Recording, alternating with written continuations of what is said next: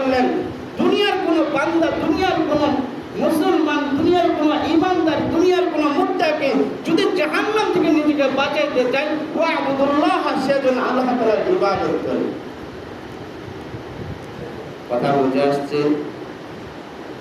এখন আমি আপনি মনে মনে প্রশ্ন করি, নামাজ পড়ে কি হয়েছে? বলি কি বলি না? কি হয়েছে? এরকম প্রশ্ন আছে কি না? আলেম হয়ে কি লাভ হয়েছে? মুহাদ্দিস হয়ে কি লাভ হয়েছে? কয় টাকা বেতনে চাকরি করে? হুজুররা তো আমাদের কাছে আয় কালেকশন করে। বলি কি বলি না? হ্যাঁ, এরকম মুক্তি আছে? মুআজ্জাজ মুহতারাম হাজির,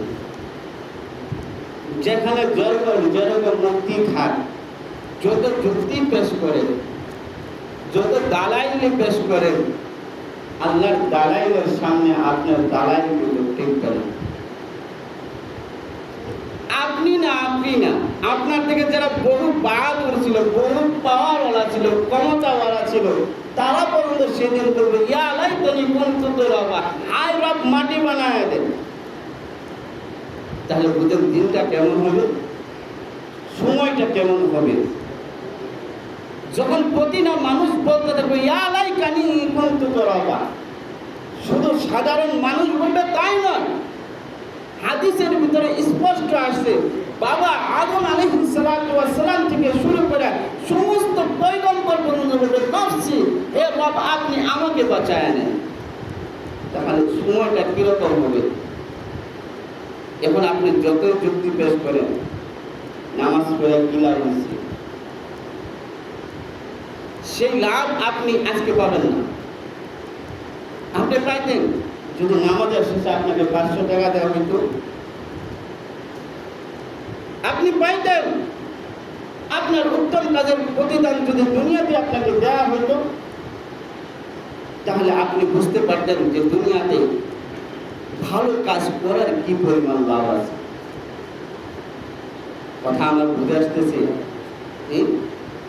মুআজ্জাজ মুহতারাম হাজির, একটা কথা আছে, বাকির নাম ফাঁকি, বাকির নাম ফাঁকি।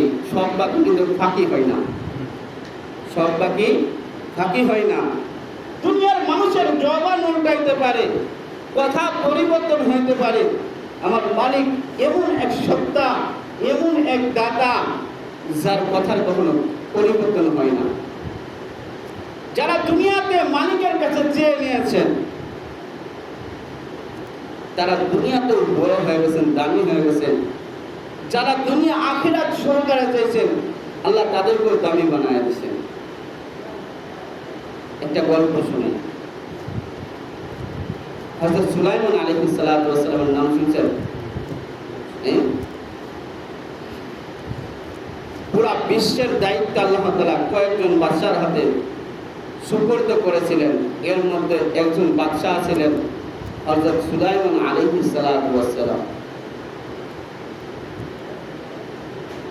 তো তার একটা আমল ছিল, যে আমলের বিনিময়ে